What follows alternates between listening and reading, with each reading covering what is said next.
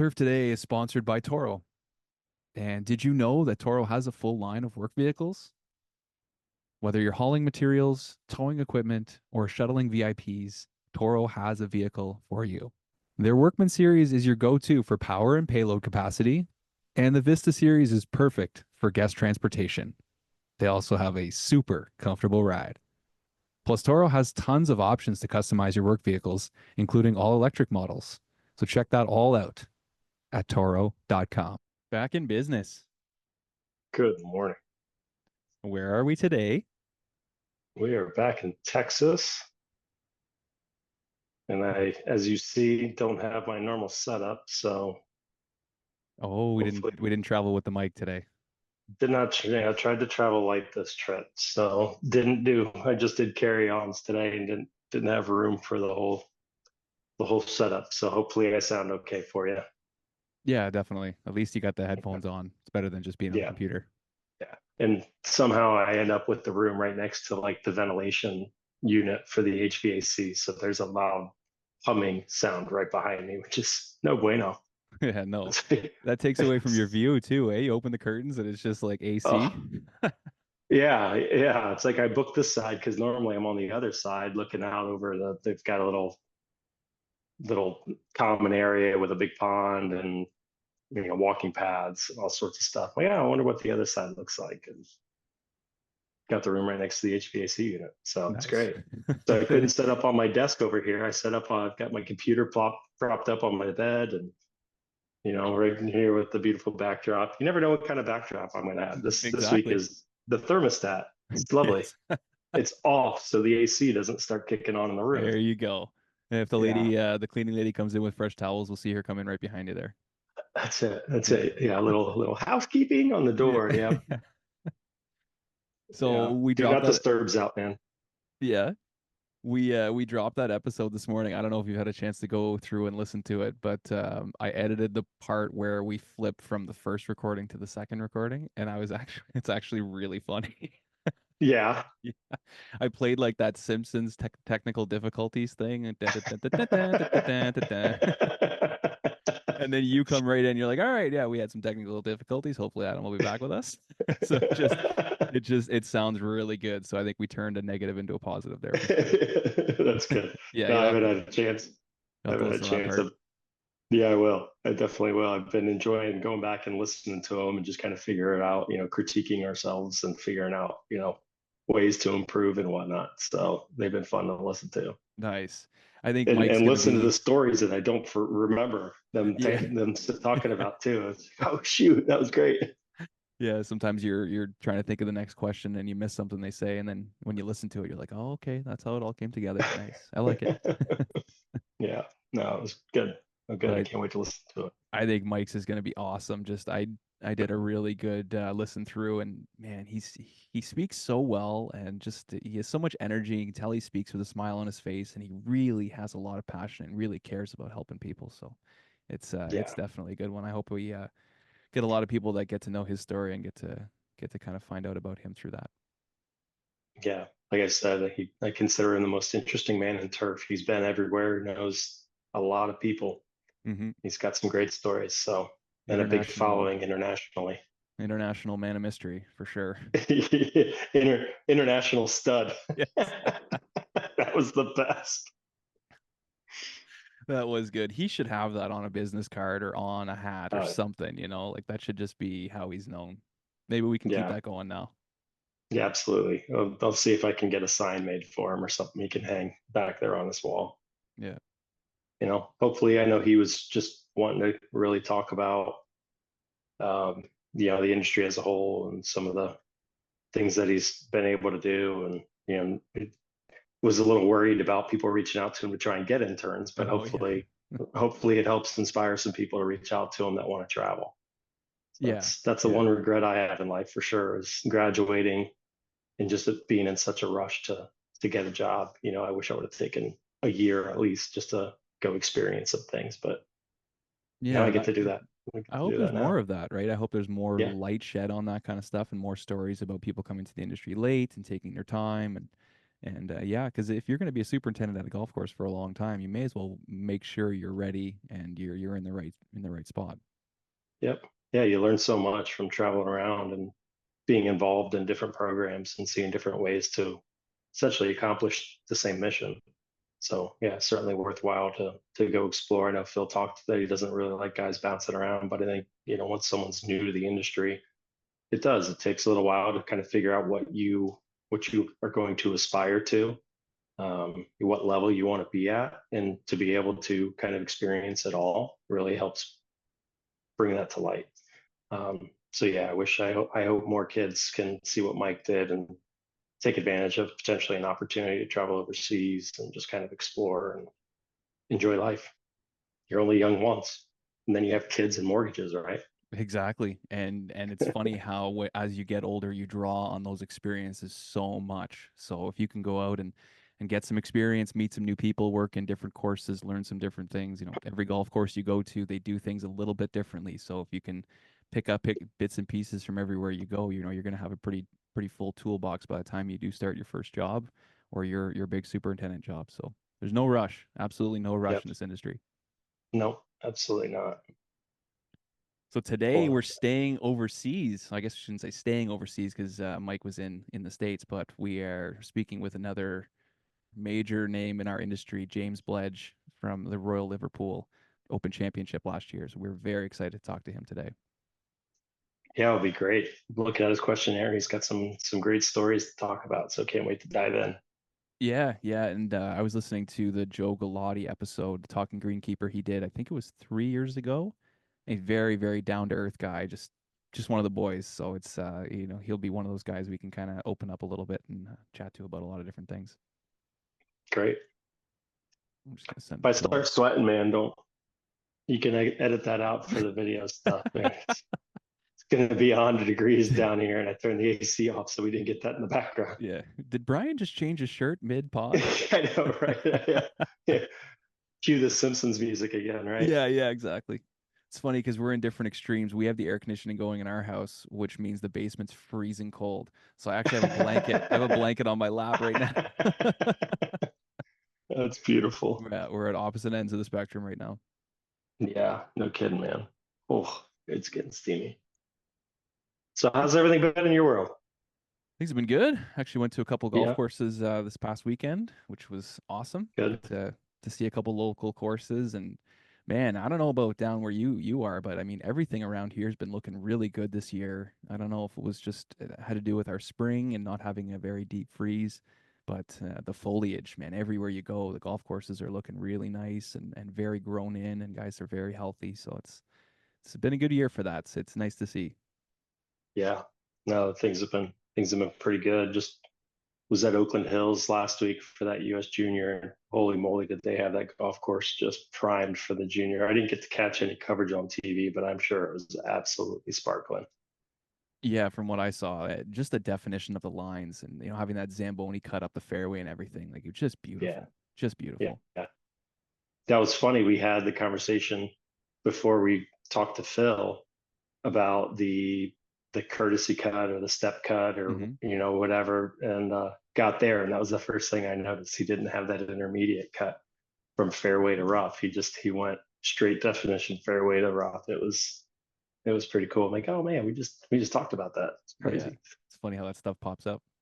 Yeah, that international connection. Look at that. We're in 3 different countries right now. How about that? Hey, international podcast. Yeah, it is. James, can you We hear got us? you. We're there now. Oh, Yeah, beautiful. got it.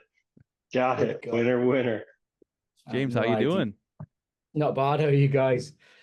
Well, doing well, Great. thanks. Thanks so much for joining us today and taking the time. I know we got a little bit of a time difference, so appreciate you making the effort to get on here with us. No, it's easy enough for me at the end of the day, and I think it's one of the podcasts I've never been on, so I was having a look through the guys that you've had on in the past, and it's pretty cool. So, uh, really happy to be one of them. Even though my story's maybe not quite as interesting as it was a year ago, but we'll still have plenty of stories for you. Oh Looks yeah. like you've got plenty to talk about for sure. I was going to say you must do this a lot. You've got the whole setup there. You had the microphone with the whole screen in front of it and everything. Yeah, I think that was the problem why it wasn't working. So we're just going with is the audio quality good enough on the what you've got just now, or do I need to try again with this? No, it's coming through nice. It's Okay. great. I do a podcast with my friend Sam, uh, which we've been doing for a few years now. So hence the reason why we have this gear, even though it's not the best. It's gets us by.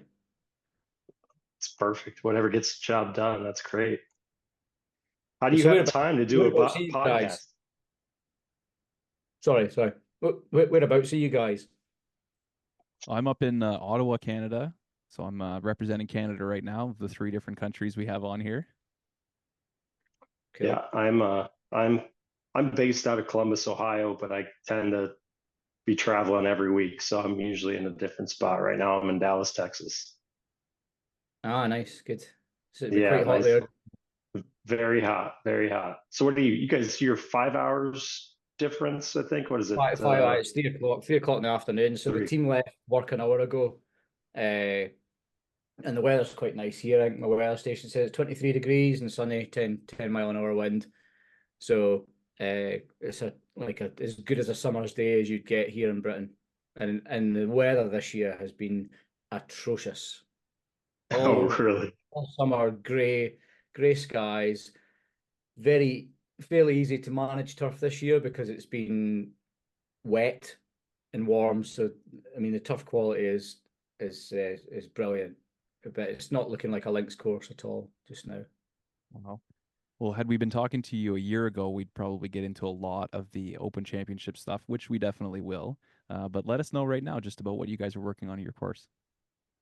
Uh, so it's actually quite monotonous just now. We're just doing bog standard cutting, refining, top dressing, and just set up. It's quite, I don't know how to put this. It's pretty much the easy street just now, really, in comparison to what we've been doing. There's no massive project work. Myself, I've been doing a lot of planning. As you can see from behind me here, I don't know if this goes out on film or if it's just audio.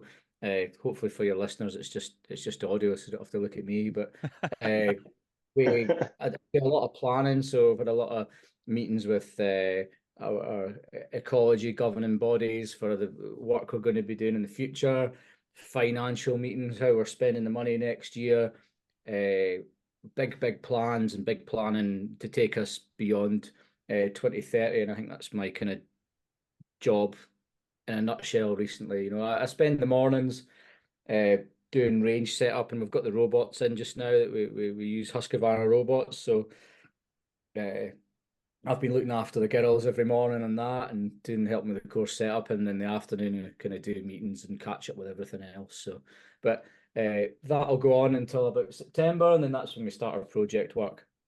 So until then, it's just there's nothing too stressful. We don't have any major competitions. The course I feel is set up well enough to high-end tournament standard every day. I mean, I would honestly think we'd be a week away from hosting an Open Championship at any minute just now. That's the kind of the standard of what the guys have got the course set up to. A really good team that have got a great attention to detail, and we're very lucky that way with the resources we've got with staff and that. Yeah, I mean, for anything we can just turn it on, which is what you would expect if you come to play Royal Liverpool.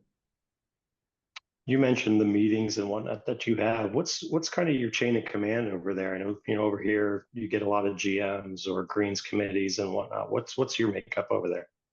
So I'm the luckiest guy alive when it comes to makeup because the structure we have at Oily, because we have a secretary that looks after the clubhouse and the members, and myself that looks after the course, and we sit at the top, and he answers to a chairman, and I answer to the Greens chairman. My Greens chairman, Chris Peterson, who I'll send this to, I hope he does listen to it because he's just taken over and he's starting to kind of learn the ropes about our job. But and I'm not just saying that because he will probably hopefully listen, but he's the best guy. And he's so relaxed. I mean, he doesn't even probably like me to call him boss kind of thing. He's not like that. He's a doctor, so he's a volunteer. So by trade, he doesn't really know much about turf, and I'm trying to kind of educate him in it, as it were. But he's R&A rules, so he knows golf really well. He knows how golf courses should be set up. So we work together well on that. He's a great listener. He's relaxed. So I've got a 10 out of 10 boss, which is really nice. So I kind of, because of Chris's stance on how he likes to manage us, I've got his trust, and I wouldn't kind of betray that. I work hard for him in the club. But I manage myself really. I'm my own kind of hardest critic, so I don't really need managed to an extent. I know the kind of boundaries. I've done this for long enough to know how not to cross the line and how to act and what to do. So yeah, I'm in a really fortunate position with that. It's fantastic to see you've come so far into an area that you really enjoy, and obviously being able to host such a big tournament like that last year is amazing. The cool thing about our show is we really like to be kind of open and honest with everybody, and let people that come on tell their stories and stuff. So we'd love for you to kind of dig in and tell everybody, sort of the story of James Bledge and how you came to be course manager or links manager out at the Royal Liverpool. Excellent. So when I was a young boy, in my early teens, loved playing golf, and I loved to wander up to my course back then, which was called Dumfries and Galloway Golf Club. Very low budget, modest parkland golf course in the southwest of Scotland. But back in the days then, I mean, I'm 44 now, and when I was like 14, 15, you couldn't get in a golf club then. There was big waiting lists because it was a big boom. So I couldn't join that club no matter how much I wanted to. And I used to sit on the stile, which is like a bit of wood across a fence, and watch the golfers go by. And then when they were all back past on a Sunday, I would always jump across and look for golf balls. And I kind of longed to be a member of that golf club. And I never managed to get in. And I played all my golf at Lockerbie, which you'll have heard of Lockerbie, for the wrong reasons, for the Lockerbie disaster. So that's where I played my golf. And yeah, I managed to get an apprentice job at Dumfries and Galloway, and I spent 8 years there, 4 years as an assistant, and 4 years as deputy. And then I went to college to get more educated, and then I thought, well, I'm going to travel a little bit across to Europe and see some more, get some more life experience. And I went and worked in Norway and Sweden. I worked at Kings Barnes up in Fife, which you'll have heard of, famous Kyle Phillips course. That was my first taste of links golf. I'll actually kind of take you back for a second. When I didn't do too well at my exams at school, I went to the careers advisory officer, and she would like kind of help you, put you on the right track as to what you can do in your life. And she said to me, and this is no word of a lie, and people laugh when I tell them this, but she had a computer in front of her, and she said, "What do you like doing?" And I says, "Well, I love farming because I used to work on a farm when I was young, and I love tractors, and I love golf." So she typed in farming, enter, golf, enter, and then equals, and it came up greenkeeping. So, I mean, when you think about it, it's pretty right, isn't it? I live on site. I mean, I'm speaking to you now from my office, which is attached to the house, which the greenkeeper sheds are 30 yards that way, and I'm right in the middle of the golf course. So I actually feel like a farmer now because I'm here all the time, and I don't have work hours. So I pretty much have got my dream job when it comes to that, because I did always want to be a farmer, and I love golf. So that career advisor officer was really, I've got a lot to thank her for. But I got my first taste of links golf at Kings Barnes, which is one of the greatest places I've ever worked. Absolutely beautiful. I mean, it's huge amongst the North American golf community. I mean, it's packed out every single day, and Americans love it, especially being up in Fife, the home of golf and stuff. And then I got my first kind of big break of management experience when I went across to Sweden and helped finish off the PGA National Sweden, where they used to host the Scandinavian Masters. And then I met my wife. She's Scottish as well, from the same town. Moved back to Great Britain from then, and it was during the crash, the financial crash, and we helped to build a golf course called G West, which is west of Glen Eagles. for Scotland's richest man who owns Highland Spring, which is a bottled water company. So that course, I don't know, you'll heard of David McClay Kidd, obviously, because Abandoned Dunes, etc. So it's a David McClay Kidd design. You need to Google this place, anyone that's listening, G West. Unfinished still, after, I don't know, what, 20 years almost now. They've never opened it. It's the most remarkable golf course you've ever seen, but they never opened it for financial reasons because they wanted to hold on to it so they could get more money for housing. So we have a £5 million build golf course of exceptional design, beautiful heather-lined fairways, unreal topography. I think there's only a dozen people that's played it, of which I was one when I've jumped to deer fencing to get on. Nice.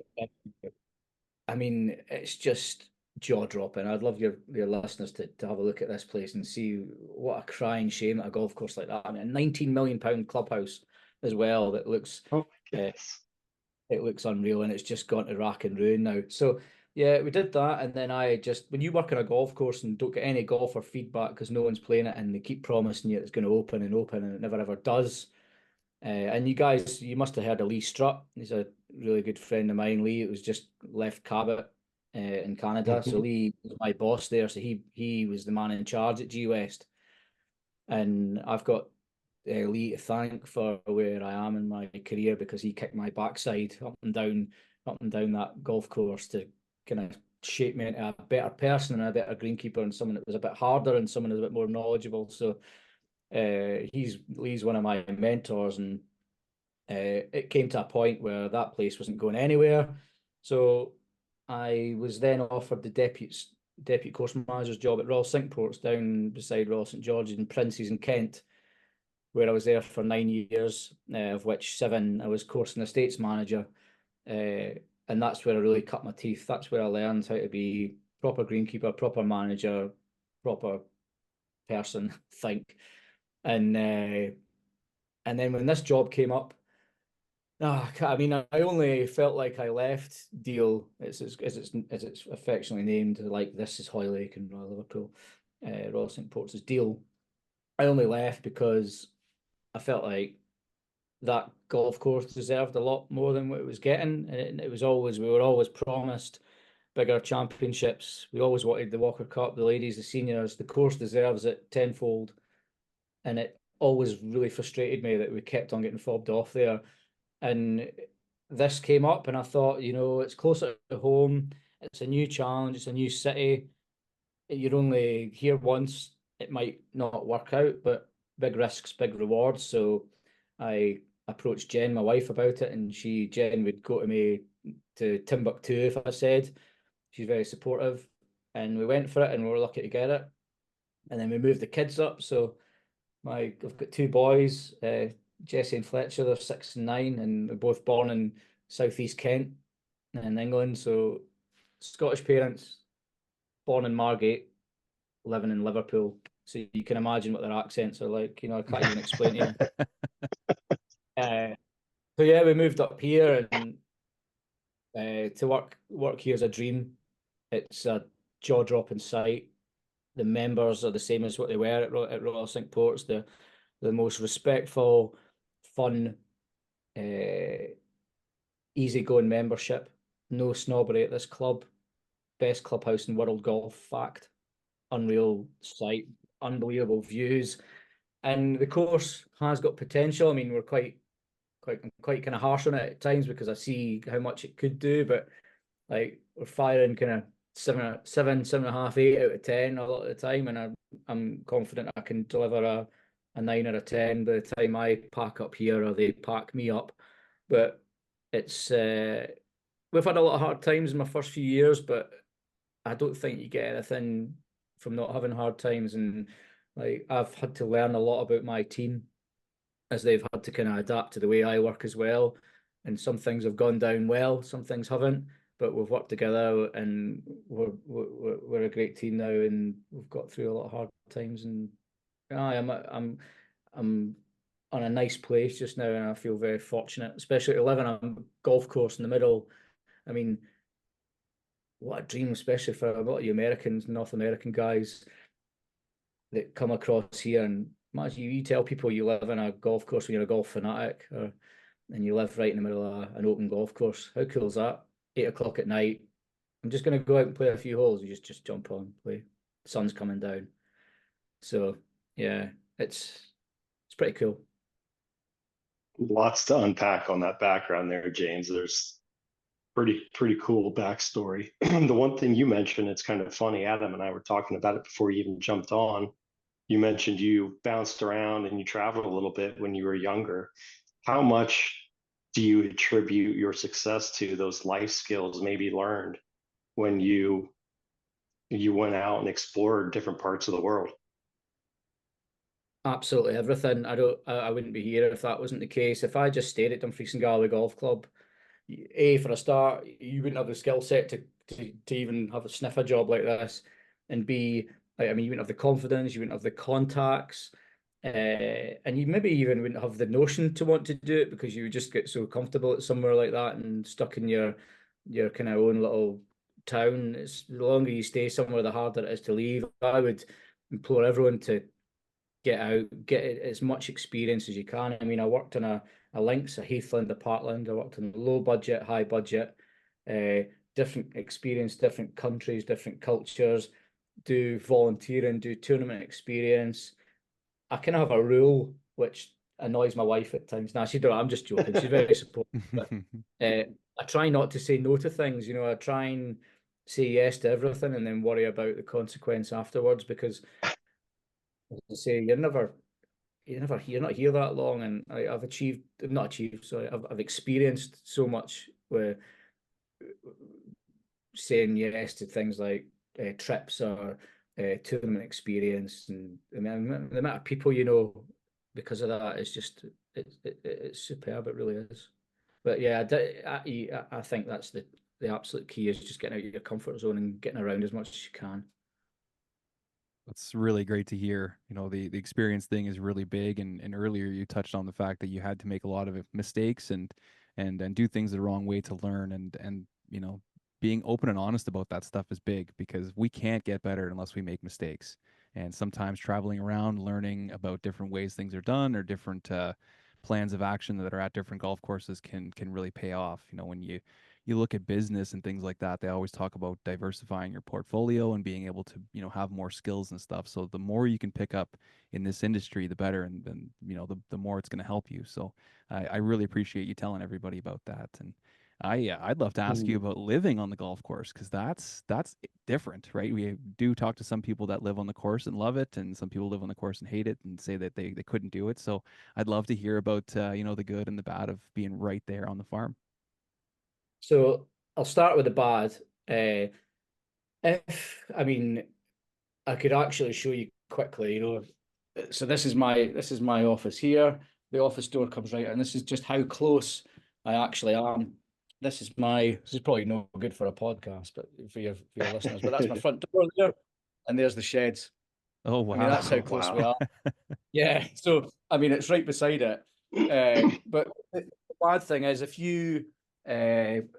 if you are having like an issue with a member of staff or whatever, you cannot separate home life and work life from that. I mean, uh, but luckily that doesn't happen often. But what's happening a lot just now during school holidays is I'm quite often have a meeting in here, or we're meeting some people at the front, and Jenny's having a domestic with the kids next door because they're acting up. So you can't trying to when the kids are like that, which all kids are, Oh yeah. then it's very difficult. And you know what? It's just it is what it is. I think you just kind of laugh it off. And my team are they're good with the kids and stuff. And luckily, me and Jen don't fall out like biblically, or there's never any shouting. You wouldn't be able to if you were in that kind of relationship where we're having any domestics, then you everyone would know about it. So that's one thing. So like my staff know everything about me, and you can't hide that. The other bad thing, which is sometimes a good thing as well, is if there's ever, especially at this time of year when there's summer holidays, there's kids on the course at night, they try and set fire to things if they're having barbecues or they're running about in the fairways. I've got that many spies around the golf course and houses that I've met. They'll phone you up and have to go out and deal with it.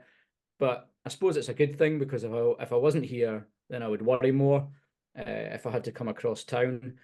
So that's really the only negative. I mean, the positives is if the boys text me at night saying, "Oh, Bledge, can I have this date off holiday? I can come in here, I can change it on the rota. If I want to, if I go out at night with the pogo or the moisture meter, I can check the greens and come and change the irrigation cycles. If I can play a few holes, I might come in and change this whole board behind me to say, oh, greens were a bit woolly tonight, right? Maybe we change this about and give them a groom tomorrow, or we can do some verti cutting.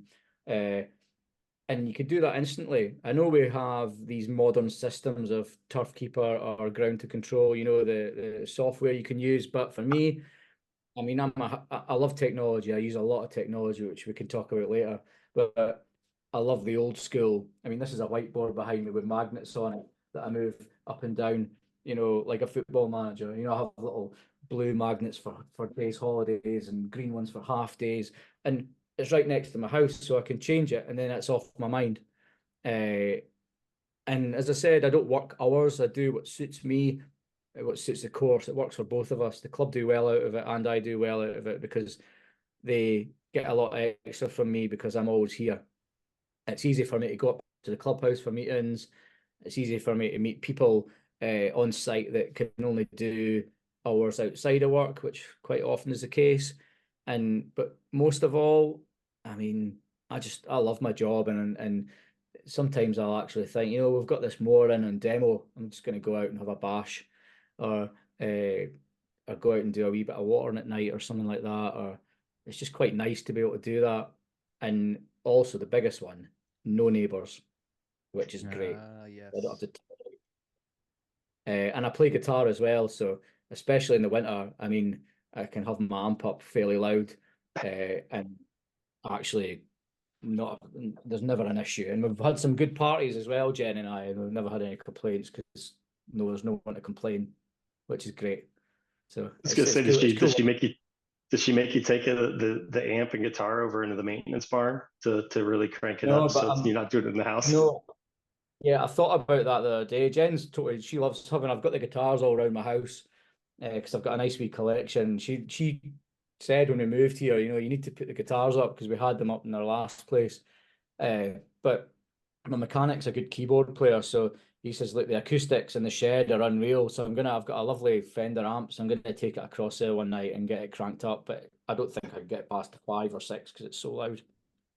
But I'm up for that. Yeah, I actually seen a really cool video the other day. I don't know if I think he's the irrigation tech or the Pinehurst mechanic maybe that Graham Roberts worked with that you had on. I watched a video the other day of him and his guitar collection. So me and him need to hook up. I think he'd be my best workmate ever.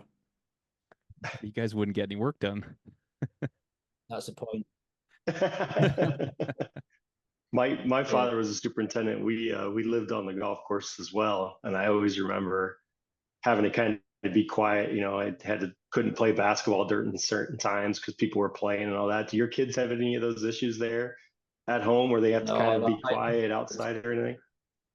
only when we're out in the course, and they're actually quite good. They've kind of learned that now because I take them out quite a lot.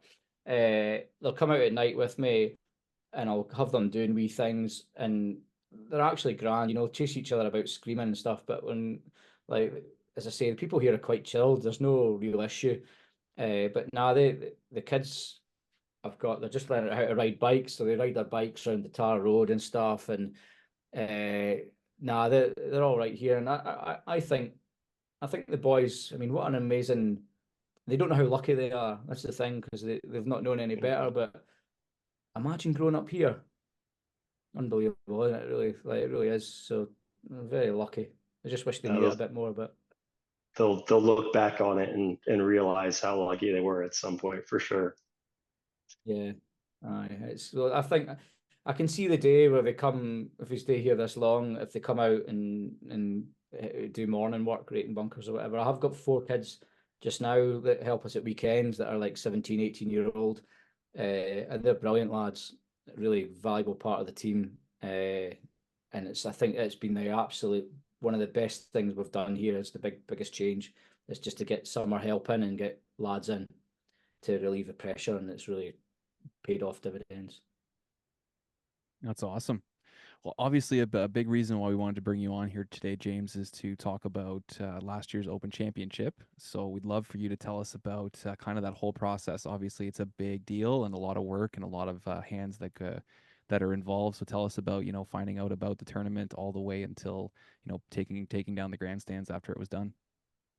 So when I obviously knew about when I got the job, it was a known, and that was kind of the surprise that it came up.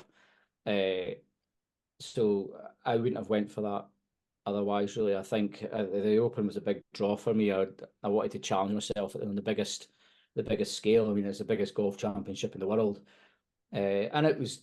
I think from the second I put in for the job, I was always quite anxious and nervous about hosting it.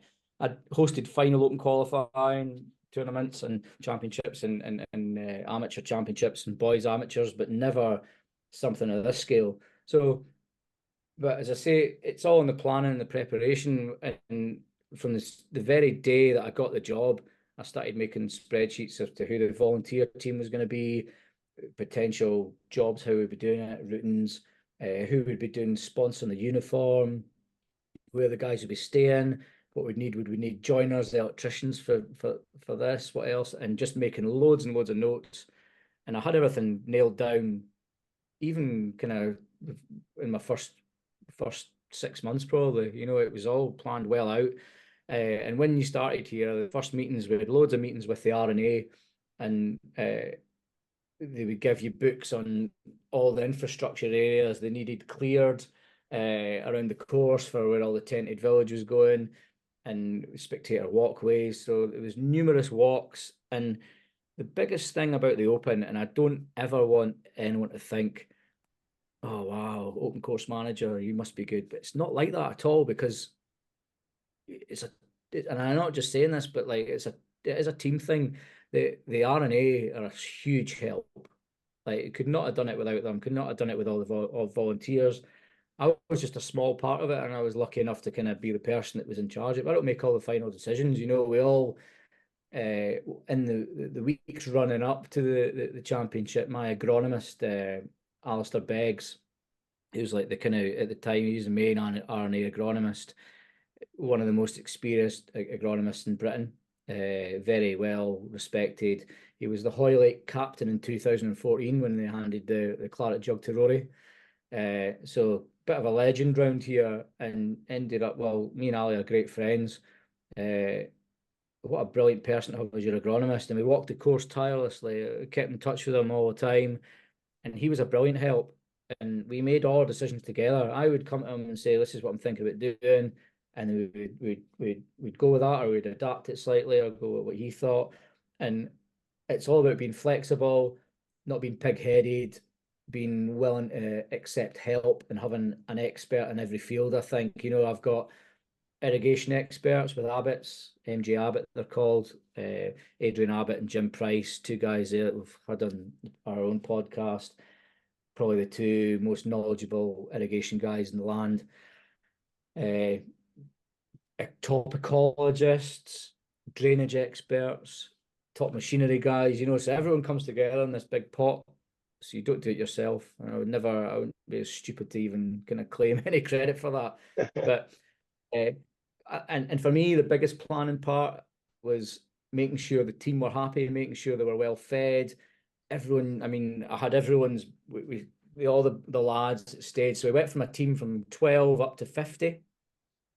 And I handpicked people from around the country. And let's be honest, yeah, they were all my friends. I wanted people that I could trust. Some people might not agree with that, because they might feel that it wasn't inclusive to all ranges of people. But my first year in the job, my first Open, I wanted people that I knew really well, people that would walk through a wall for us, and people that would never let me down, and be on time and work hard. So that's why I picked the team that I did, and they were great. And they were actually assistants, deputies, and course managers. So we did have we went for every kind of level of that, and it was a brilliant team. But the best thing about it is we decided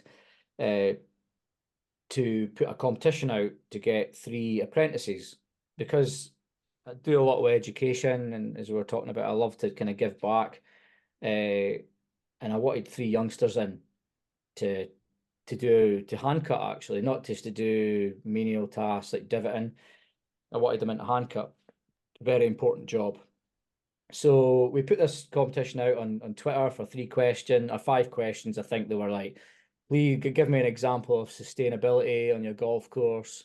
Tell me what your favorite machine is, that kind of thing. And the last question was a joke. It was like, if we're having a party later on after the Sunday, what song are you going to ask the DJ to play? And we got rid of all their names off the Google sheet and all their golf clubs. There was no prejudice. I wanted just to pick the best answers, and we rated them all. I rated them all, and the 3 guys we picked, we've got a guy called Max from Prestwick, we've got a guy from a golf course near Norwich, and a guy from Milton Keynes, and they were unbelievable, these 3. And I mean, I saw Max last week at a live event where he was volunteering again. Sam, he got to the he's on FTMI now, which is another level of education, and he's been promoted to first assistant. And the other lads smashing it down at another golf course down in Parkstone in England. So everyone's done better since doing that, and these guys came, they integrated well, and they hand cut all week. They were a huge part of the team. And the most wholesome, heartwarming thing for me is to walk into a pub in Harrogate, which is where we have our GIS essentially for you guys, in January, and the 3 of them were sitting together. They'd got in touch and got together again. Nice. That's awesome. It was amazing, like the top bloke. So that was one of the coolest things we did. So the guys, we had all their bunker bins. They stayed in porta cabins that were well kitted out, and we also had a member of staff from each Open team as well that came and helped. And this year we gave Troon, one of our guys, Luke, went up and helped in Troon. So the Open family is a family. It's a great community. All the course managers know each other well, and we all get on super, and we all meet up once a year. So that's, being part of that is an amazing thing for me as well. And I love that. I really love that. And the great guys to turn to. And that's another part of having an expert or a specialist in every field, is having these guys as well, because you can turn to them and ask. Like, look, Billy, who's just hosted the Open, 6 Opens he's done, And the funny thing is, each Open course manager goes to the next place and shadows the course manager there. So I shadowed Sandy Reid from St Andrews, which was brilliant, the year I did it. And then Billy from Troon, who's done 6 Opens, came and shadowed me last year. And I was like, Billy, I'm not going to patronize you by, you can just do what you want. If you want to come and walk around with us, you're more than welcome. But I think you know what you're doing. There's no problem there. And he's the nicest guy in greenkeeping. He's absolutely brilliant. But the greatest thing about it now is 2 of my really great friends, Greg Easton, who is at Royal St George's now as a course manager. He was my deputy at Royal Cinqueport, so he's part of the Open family now. And Sean McLean, who was at Prince's beside me at Royal Cinqueports, is now at Birkdale.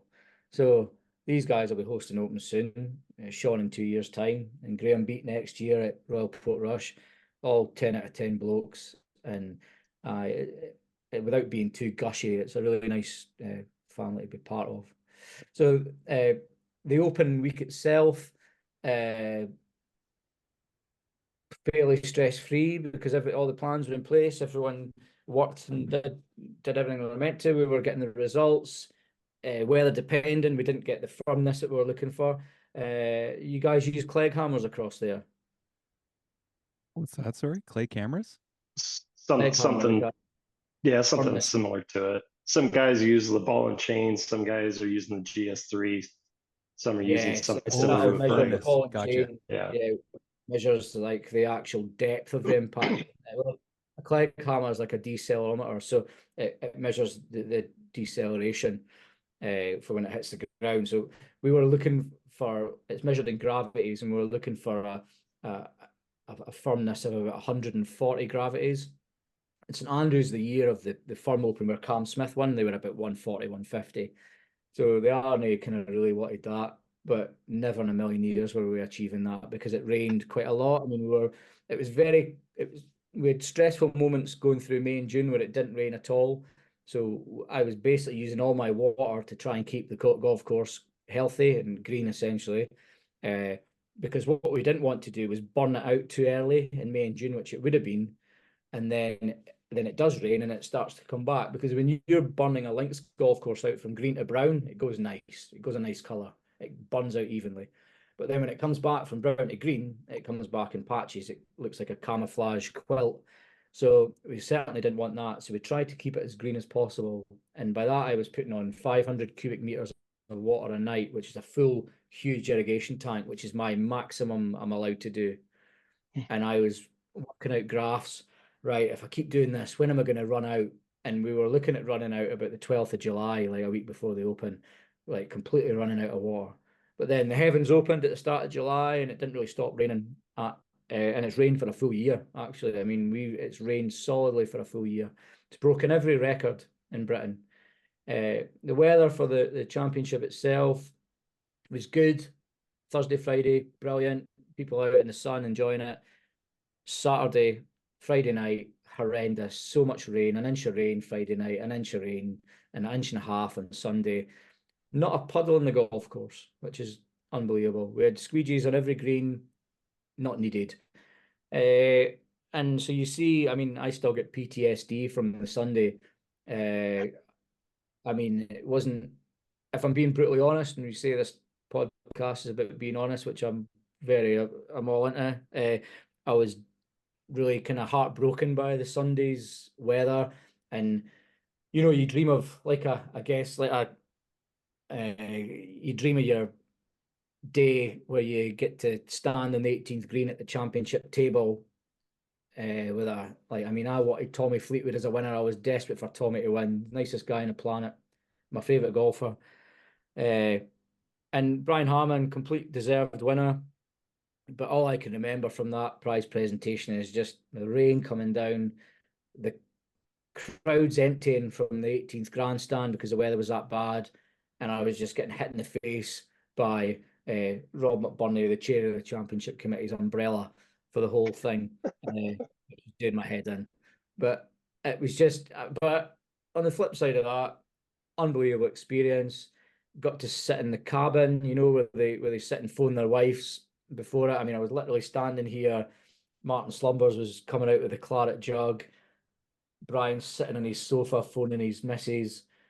John Ram comes in, congratulates him. And the funny, after the prize giving presentation, this was one of my kind of favourite parts I always remember. I had to go down to the players' clubhouse for not the clubhouse, but the players' clubhouse that they built, which is the most extravagant place on the planet for golf. And it was so wet, I went in like a drowned rat. My hair was slick and I was just so. And and coming out of the place was John Ram. He handed me his umbrella and he says, "It looks like you're going to need that." And I was like, "What? I'm going inside. You're coming out. You're going to need that." But I took it anyway. So I had Nice. a lovely, as John Ram walked off on his own into the peeing wet rain, I had a lovely new Callaway umbrella, which was nice. But Brian Harmon was super nice. He kept on just saying all the time, he's like, "Man, I got no idea how you do that shit." That's what he said all the time. We were, he just loved the condition of the course, but it was impeccable. It was really great. We got a hammer in for the bunkers. I don't know if you watched much of it, but we decided, well, the R&A wanted the bunkers to be really penal because they're not deep here. They're not deep bunkers, they're 4 feet bunkers, some of them.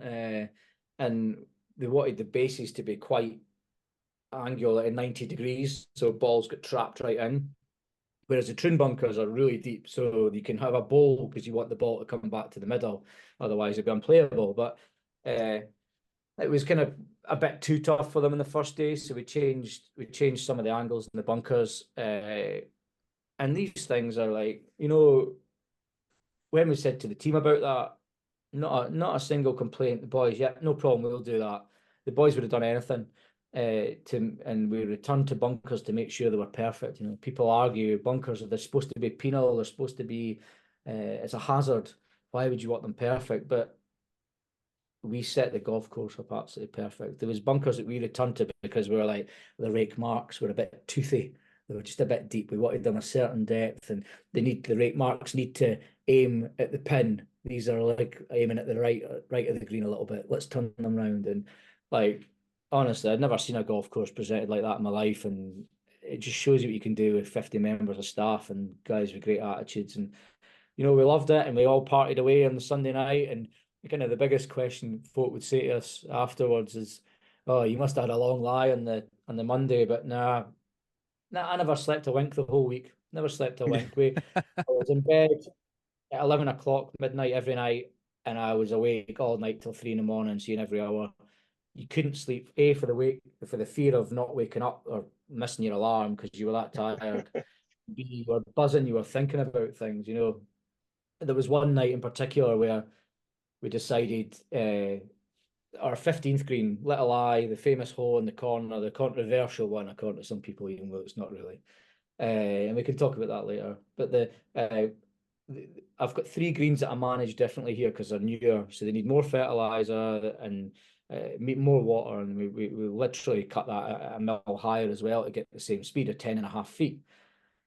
So we decided we're going to put water on it tonight. We're going to put 3 mil of water on, and we're going to put it on at 3 o'clock in the morning. And by that time, it'll be, or sorry, at midnight or whatever, 1 o'clock, I can't remember. But we had made these AstroTurf caps for the heads on bits of ply because it's such a small green. It's only 300 square meters, and if in case a ball hits the sprinkler head, it needed to be dampened, and obviously hide them from the cameras. So I was lying in bed 11 o'clock, and I was like, oh God, I've got these caps. And I knew the irrigation head would just pop up and it would just probably move the cap away. But in my head, I was like, but what happens if it doesn't? What happens if the green floods or this? And thinking all the work. Like, back in the truck, back up, past security. What are you doing? Because the security don't know you from Adam. You know, there's always a fight against security at the Open as well because they're people that don't know anything about golf either. So that the minute you've driven a truck across that site, even if you've got your pass,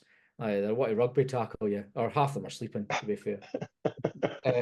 So to move these caps off and then get back to bed, and I remember that morning was the worst because I stand up in front of 50 guys in the morning and try and whirl them up and excite them about the day coming ahead and motivate them when you just want to lie under your desk and sleep was tough.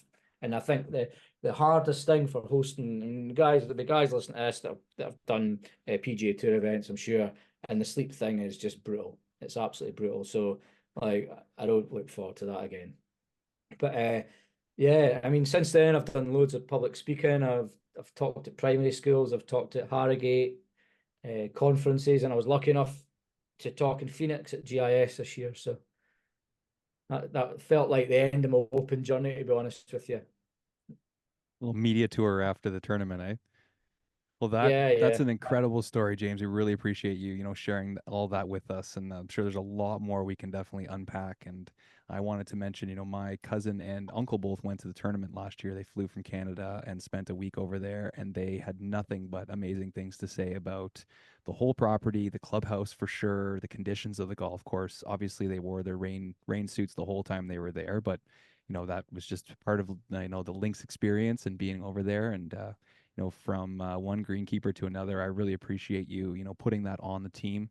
There's obviously a lot of people that came together to be able to make that a success. But at the end of the day, it was your name that was on TV, and you were the one with the experience and the network to be able to bring that together. So you definitely, you do owe yourself a pat on the back. And I'm sure there's times when you do look back on that and smile and know that you did have a big part. So from us to you, we really appreciate everything you do, and we're excited to see where you kind of go next. And that's kind of what I wanted to ask you. It was a big success for you. Is there anything that you're going to kind of take from that experience to the next one? I think people ask me that a lot, and I think people think uh, the second you finish something like that, what job are you going to do next? And if I had a pound or a dollar for every time someone says to me, "Oh, you'll be going to work in America now, won't you?" And I'm like, "No, it's not as easy as that." And like, it doesn't ever happen like that. People seem to think that's the process, that you do that and you get your big shot in America. But uh, I, I look to my family now to hang around here, and my kids are settled in school. I've got a lot I want to do here. I want to get out of this office. I want to build a purpose-built building across there where it's away from my house, where we have the whole team together. I feel quite separated here, and I don't think that's good for team morale. I think I need to be more part of that. And the golf course, we've got really exciting projects coming across, and hopefully in the municipal course, which is across the railway line. We have our range across there, so our range on the course here gets turned into the tented village, and we take over another golf course which is now closed down across the railway line. And that's got potential to develop into something that we might be part of. Well, the Open needs that, and the council need the Open. The community need the Open to be able to not survive, but to be able to grow. And the area needs the Open, we all do. So that can't fail. So something will develop across there, and I'm excited about being a part of that. So yeah, I don't. For me, this is a good place to be just now. I ain't thinking about moving. I'm not thinking about anything else. I want to kind of keep learning. I'd love to. I'm actually speaking to Graham Roberts. I think one of the kind of big bucket list tick jobs. Really want to do the US Open at Pinehurst when it comes around. Again, I think is that in 28 or something, 29 maybe. Yeah, 29. Loved watching that this year with Bryson. I think that's one of my favourite looking golf courses. It's the way a golf course should be, and I think that'd be a great experience. And yeah, just keep making this place better. I think that's the big thing. No other big plans apart from that. It's such a boring answer. I'm sorry, but You just mentioned Pinehurst. I was just with John at number two about 2 or 3 days ago, and was talking to him about the teardown and how he thought that was probably the hardest part of the entire championship. Was that a similar experience for you? it wasn't too bad. The people that build and tear it down. I've never in my life seen a group of guys that work as hard. They're animals, absolute animals. They work from 6 o'clock in the morning till 6 at night, non-stop. I mean, they're ripped because they're just carrying scaffolding poles all the time. They don't have a dad bod like me, but and there are a lot of bolts left and cable ties everywhere, afterwards. But we have a magnet that goes around on a little buggy that pick all the bolts up, and yeah, there's a lot of scarring, but a bit overseeding and the kind of wet autumn and wet spring we've had. The course, you can't tell it's held and open at all. Uh, Even outside my house, I've got a 3 hectare field, I've got some flags on it just now. That was what they call the contractors compound. So that had all the areas for where the lads meet in the morning for the scaffolding, the tents, the security, the bins, everything you don't see on the areas where people go to build everything. So they're kind of headquarters. That's out my back garden. And now I mean, I've got a robot out there cutting that just now, an inch and a half, and it's a fescue field with some flags on it, and we use it as a turf nursery, and that's all recovered well. So the teardown was fine, and I spoke to Billy from Troon half an hour ago on the phone. Billy was saying that his is fine as well. The Sunday of the Open, round about the 18th grandstand, looked like Glastonbury. It was mud. It was mud everywhere, but like vetted rain and an overseed and a wee bit of fertilizer, and she comes back. So it's not been too bad, but you wouldn't believe what they build here. I mean, it's fascinating. It's really cool. We don't want to keep you all day, James, but you definitely have some awesome stories to get into here. I wanted to ask you about a couple of them. Why don't you tell us about your first day greenkeeping? So you had something Ah, come up when you were string trimming? yeah. So uh, I was sent down the Dumfries and Galway Golf Club to the trees at the first tee, and I've never used a strimmer before. What do you call it? A weed whacker? What do you guys call it? And the boss showed me how to do it and stuff, and said, "I lay and strim round them trees." So I remember around about the trees there was a load of kind of grey dust, but I didn't think anything of it. I thought it might be fertilizer or what, I can't remember. Anyway, so I started strimming and it was all going in my mouth and my hair. And it was not till later on that day that I found out it was famous Queen of the South and Scotland goalkeeper Roy Henderson, who, if you Google him, he was quite a big deal back in the 70s, I think. But his ashes were scattered below that tree. So yeah, Welcome to the bit of an team. awkward one. Yeah, yeah. So Carried a I've piece with him. got a bit Carried a of me piece of him inside on all over. that. I don't That's think funny. he's not made me a better football player. But I think I was lucky to grow up in that golf course. I had so many great stories, and I always remember as well the time where there was a legendary old boy that's still kicking about at the Galloway Golf Club, George Clark, and I remember he was cutting the first green with it was a Ransom's Auto Series, and I don't know if you've ever familiar with one of these, but it's a moor made in England. It's just a little 21-inch moor where it's like a handlebar and you have a clutch, so it goes when you let the clutch out, it goes and it'll go until you pull the clutch in, and that's how you slow it. It's the other way around, no dead man's handle. So it's the opposite way to what moors work these days. And George got hit square in the forehead on the first green as he was coming down the first green, pointing towards the first tee, and it knocked him out, clean on the green. I watched it happen. So I ran over to him as the moor kept on cutting a 5 mil strip down a 15 mil fairway all the way to the tee. And it made it the whole way as well. And the grass must have been pouring out of the box, but poor George had to take him up to hospital. He had a big egg in his head. I Jeez. God, it was loads Sounds of like the great stories. mower were going for a little I revenge, was heading after that tee. was heading after the well, it would just have missed the person that hit him as well. So, but some machines them, and do you know what? You'll not believe this, but I played golf at the Galloway a week ago, 2 weeks ago, before the Open with Sean from Birkdale. We played in a little doubles competition there because I'm a member there now, which is amazing. They actually, on a back note from that, they made me after the Open. They made me an honorary member, which was the nicest thing Wow. anyone's ever done for me. I was blown away by it. I still can't believe it. Actually, really proud to be affiliated with them now, which is cool. But Sean and I from Birkdale played a doubles tournament there, and we were about to tee off in the first tee, and it was 7:30 in the morning, and I could hear this noise, and behind the first tee was a bowling green, a bowls green, for old people throwing bowls. Uh, and I could hear this noise, this engine. I said, Sean, that sounds familiar. And I looked over the hedge, and it was that Ransom's Super Certes moor still kicking about. Nice. They must have the bowling green, and the guy was going up and down. And Sean was like, Bledge, you don't want to play this, do you? You want to just go and cut that bowling green. And I tell you, I would have been happy as Larry. I'd have been cutting that all day and all night because they were the easiest. We have all these high tech, fancy electric mowers now, but the most fun mowers ever to use were these simple 1980s, 1990s Ransoms things that were bloody brilliant. So have a wee Google of that. Ransom's Super Certes. Make you feel I old. love it. I love it.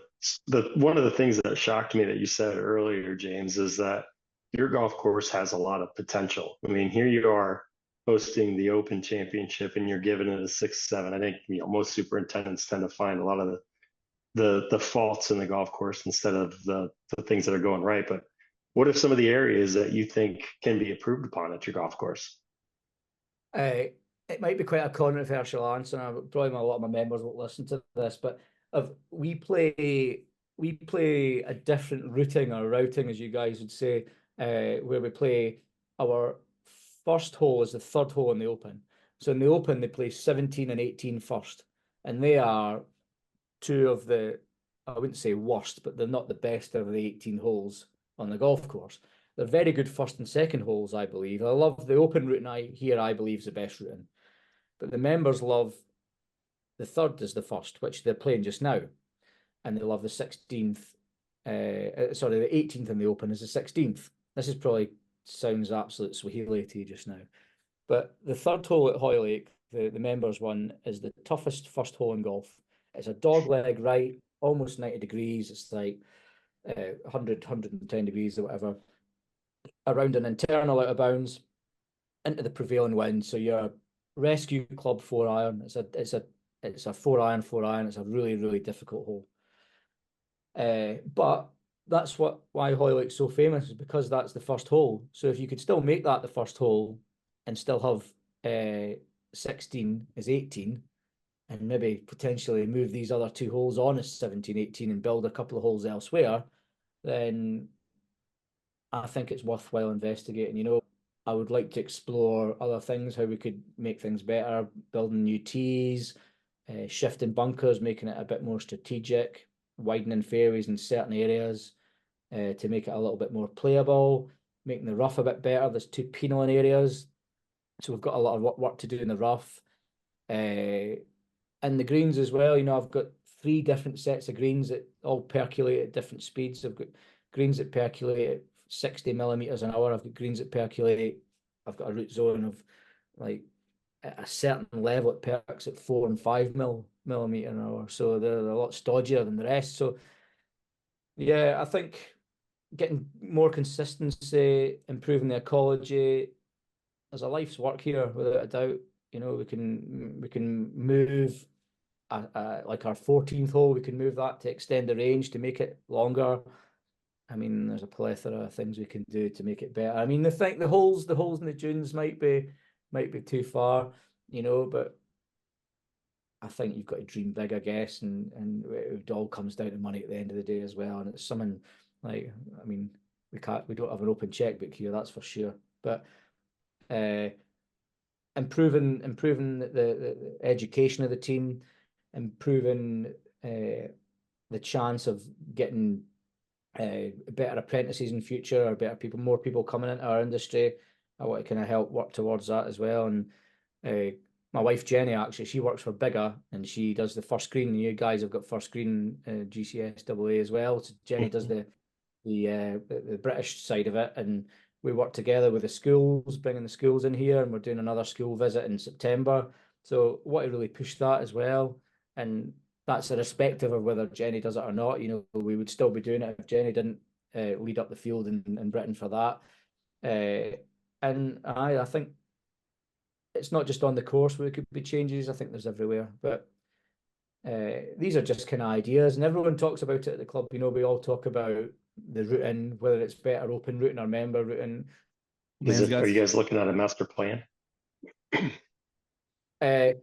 We've got a minor master plan, which doesn't include that. The minor master plan is things like building, extending tees, just monotonous stuff that you don't really need to go to the board about. You know, sand scrapes. We do a lot of sand scrapes. You know, I was with Natural England and Cheshire Wildlife Trust today, so they are two kind of governing bodies, and we're looking at areas where we can build new natterjack toad ponds. So we have a natterjack toad community here, which is a very rare toad. It's something like this, kind of the size of your thumb.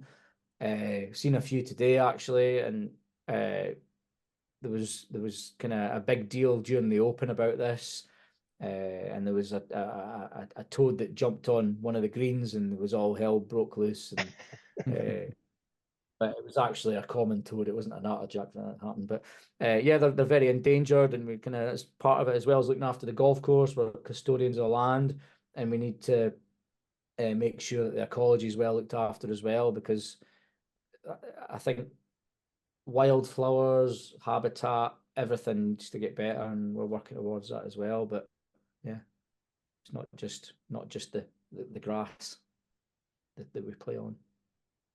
That's awesome. Well, things are always changing in our industry, right? So it's important that we're able to adapt. And we have a lot of younger folks that listen to us, people that are going to school or getting into school or have just come out of school and are in their first jobs and stuff. And I would love for you just to talk about, you know, what advice you would kind of give some people in those roles, whether they're, you know, wherever they are in the world, you know, just about going to school and about furthering their career. Just from you to them, what would you kind of say?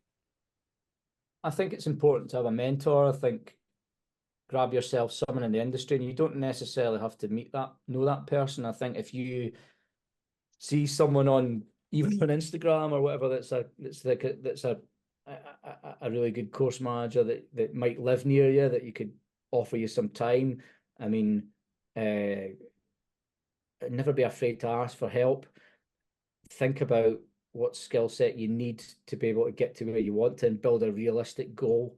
That it's definitely doable, and never be kind of like too pig-headed enough to think you can do everything on your own. Have someone that can help you in every field and ask loads of questions. And I've got a greenkeepers WhatsApp group, which is like a big, I don't know if you do WhatsApp across the pond as much, We but do, yeah. it's basically a texting group, so we can have. I've got 20 greenkeeper friends in there, and we chat all day.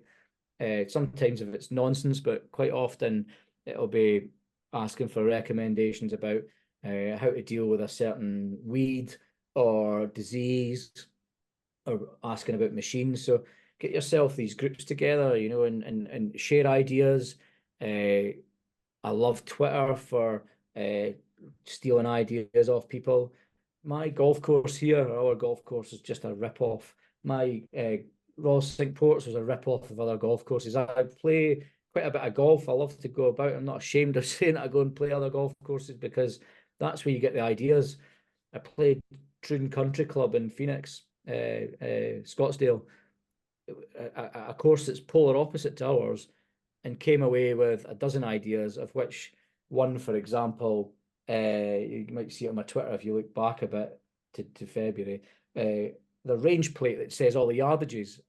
I took a picture of it and made an absolute carbon copy of it, and it's really, really cool, and it gets loads of comments. And how can you better your golf course if you don't go and look at other golf courses and play your own golf course? I think Joe Gallotti, who you'll know, really loved it when I went on his podcast and said, a good chef always tastes his own food. And I believe that as well. You need to play your own golf course, because it's a difference between working on it and playing on it. You see things, you see different parts of the golf course if you play it than what you work. Quite often, I'll make the plan for the week. I'll go out and play the golf course, and I'll come and scrap the plan for the week and then start again. But yeah, and I think kind of probably off the beaten track a little bit here, but the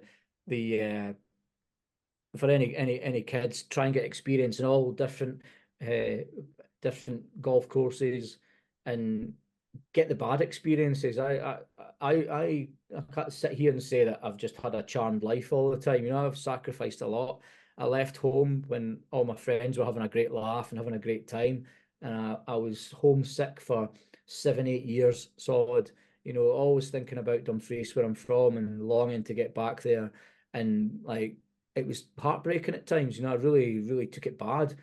I missed my parents. I missed my best mates. I missed out on them growing up. But on the flip side of that, I met a whole load of new cool people who I'm still friends with now. I mean, to literally know thousands of people that I'd pretty much say I keep in contact really well with a lot of them, and social media helps with that. Get yourself out there and experience the bad. Have the bad bosses, because you'll never understand what a good boss is. You got to learn from the bad ones as well as the good ones. I've had a couple of shockers, and I'll never do the same things they've done. But I've had some great bosses, and I'll copy all their good traits. So it's not healthy to have great experiences all the time. So when you are going through a bad experience, don't worry about it. It will end. You will come out. It might feel like a jail sentence, but you will come out of it, and you'll be a better person for it. I think I went through 3 really bad years, and that's not Lee's fault working at G West, but it wasn't a great time to be working round about then during that recession, and building a golf course in some of the worst weather, and doing some horrendously monotonous jobs. And I was actually one of the luckier ones, because Lee had me doing a lot of the tractor work, because I was quite handy in a tractor. I mean, there was guys power harrow in a fairway, or stonebury in a fairway with stones, and you look out and it was peeing down outside, and I look, get in my lovely warm trap, rub the steam away, and there was 10 other guys hand picking the stones out of the fairway, and I think, actually, I'm quite lucky. But I did my fair share of that as well. I've kind of done all that as well. But it's take the rough with the smooth, I think it's probably what I'm trying to say. It's great advice. Is it as challenging over there to find staff right now? Find help? I would say so. I mean, we are obviously working on it. wages, I think, for a lot of golf clubs is a problem in Britain. People can go and get paid the same for being or more for being an Amazon delivery driver, and they don't have to get up in the morning. I think, and I'm not scared to say it, but the culture in Britain now is a lot different with kids. The kids are not the same as what they were when I grew up.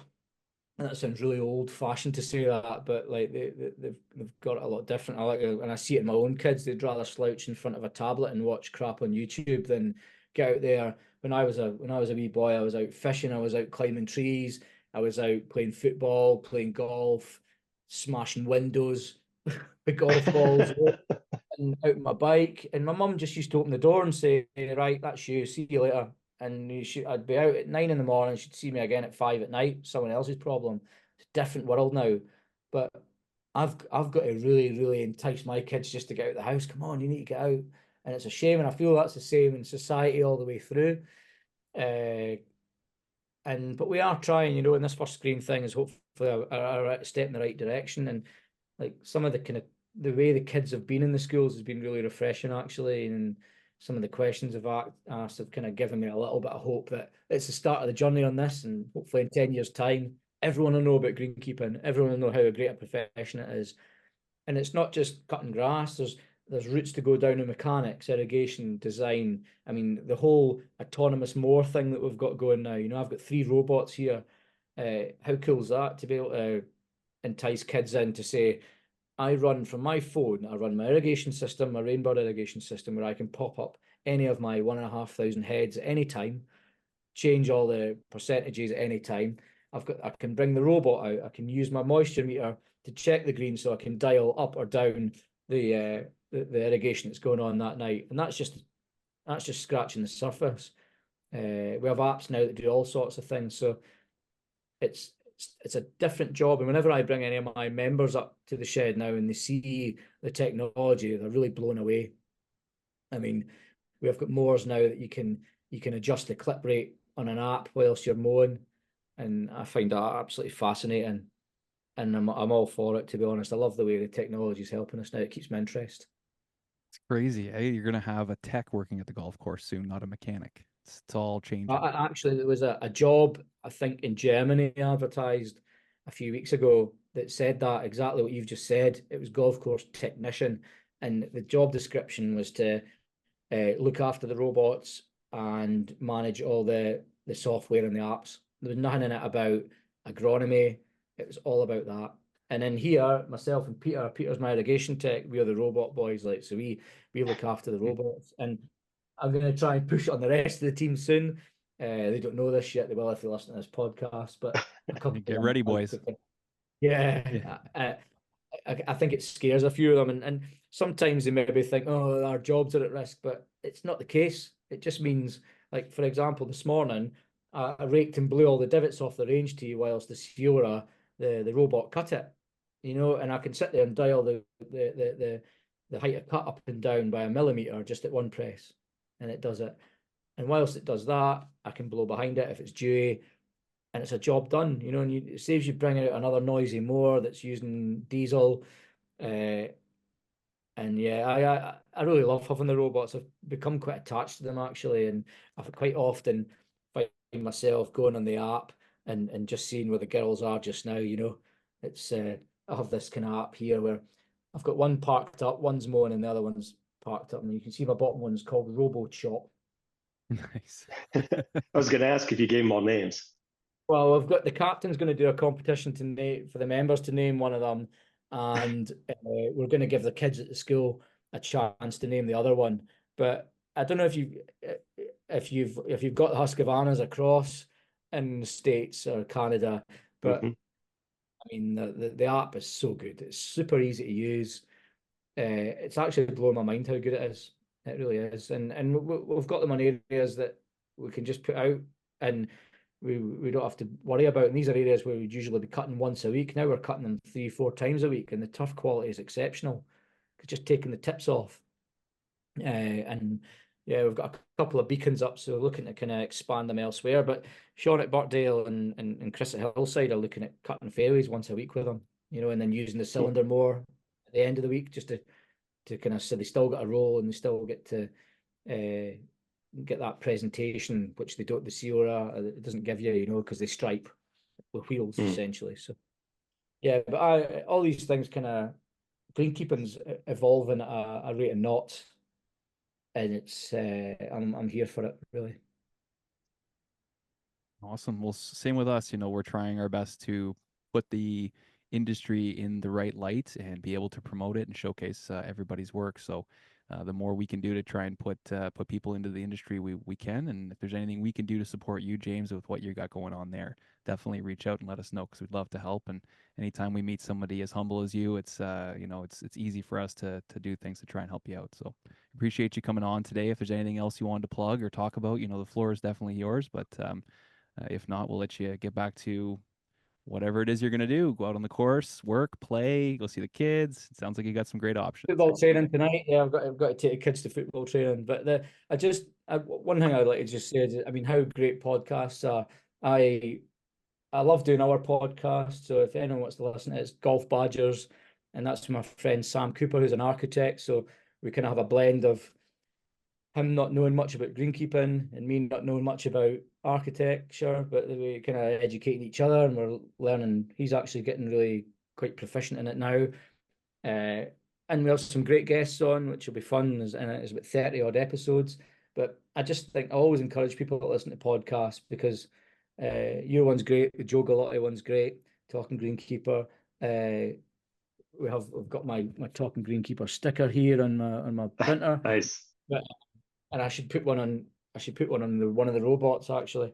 But the what a great way to educate people when you're sitting listening to these. Educate, motivate, and inform people about how great this is. And well done to you guys for doing a podcast as well. I mean, they're super fun and they pass the time. I love the guy listening to music or podcasts when they're out cutting fairways because I mean it can be a monotonous job, and if you can sit and learn whilst cutting a fairway, then it's a good thing. So thank you. Yeah, great to meet you here on the podcast via Zoom here, and hopefully we can cross paths at sometime down the road. Yeah, well, I'm hoping if I can manage my budget well enough this year, I might be able to get a trip out to San Diego to the GIS at the end of the year. So Yeah, there we guys go. are there, then up. Beautiful. Hopefully we'll see you there. Yeah, that'd be cool. That'd be really cool. Thanks very much for inviting me on. I'm honored to be asked. So it's nice to be thought Well, of. thank you for joining us today. This has been really good. I think there's a lot about your story people don't know about, so we're really grateful. We're the ones we get to put it out, and if there's anything that comes up between now and Tuesday, just let us know. Excellent. Thank you very much. All right. Thanks, James. Good to see you. Okay. Take care, James. It was really nice meeting you. Okay. Bye-bye. Man, he was good. Yeah, another great episode. That was phenomenal. Probably could have sat there and talked to him for another hour. Oh yeah, like, he probably got the time too. Like being on the course like that. Maybe I never picked that up that you did that as well, but I've heard of greenskeepers and families and superintendents living on the course and being that connected to the golf course, and it blows me away. There Yeah. are a lot of positives. There would be some negatives, but it's talk about being fully immersed in your job. Yeah. Yeah, I mean, like he was saying, there's some positives and negatives out of it. I mean, you can never truly get away when you're living on the golf course. So Yeah, they know where when you there's are. an issue, yeah, that's it. When there's an issue, you're right there. The more I go around, I'm starting to see more assistants and interns living on property Mm-hmm. with the director or the superintendent being offsite a little bit more frequently. But it's also one of those perks of certain jobs is your housing's taken care of.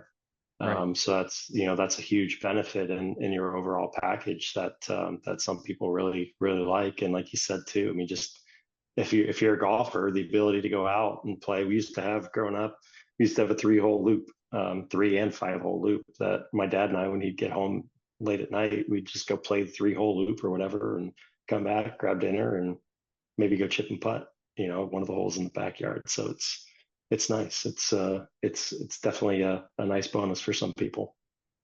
Yeah, and talk about raising your kids in an amazing environment too. Like they're going to be Yeah. hardworking kids when they're older, I'm sure, growing up around that. Yeah. No, that's, I look back on my time growing up, living there, one of the top facilities in the country, and, just took it for granted. So hopefully his kids eventually figure it out and take full advantage and appreciate it. Well, I'm sure those are great memories either way, right? Like great memories of you and your dad and your family and stuff. Like Oh yeah. you can't go out and pay for stuff like that. Like those are things that are solidified in you, you know? Yep. 100%. Probably like you and your dad going out on the ice rink or something, right? Exactly. Yeah. Well, up here the ponds would just freeze and we just go out on the pond on the golf course and Like that. shovel it off and bring out a net and yeah, we'd spend the whole day out there. I remember we'd bring like a little cooler full of food and water and stuff. And yeah, you just spend the whole day out there. You just skate till you're dead He, tired. he didn't take you into the arena from time to time, let you skate around the arena. Yeah, oh yeah, we definitely would do that for Okay. sure. But no, as a kid growing up, you want to be out on the pond. There was Yeah. so much that's so nostalgic, and we lived on a golf course.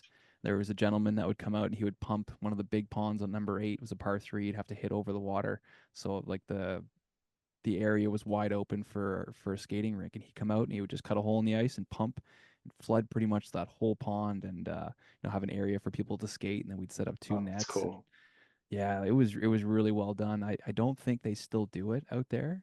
I could be wrong, but it was a really cool, similar to you or to James, like just that nostalgia. You just think back on being a kid, and it's funny how I have those memories of being on the golf course, even though it was the dead of winter. I was gonna say, yeah, you didn't even really start playing until you started traveling, right? Yeah, yeah, exactly. That's Yeah, but crazy. That's cool to crazy. have those Yeah. memories as a kid, though, right? Like as parents Yeah. now, you think about it and you're like you're creating these memories right now as we speak. So it's a crazy thing to see how much of an impact it will have. Yeah.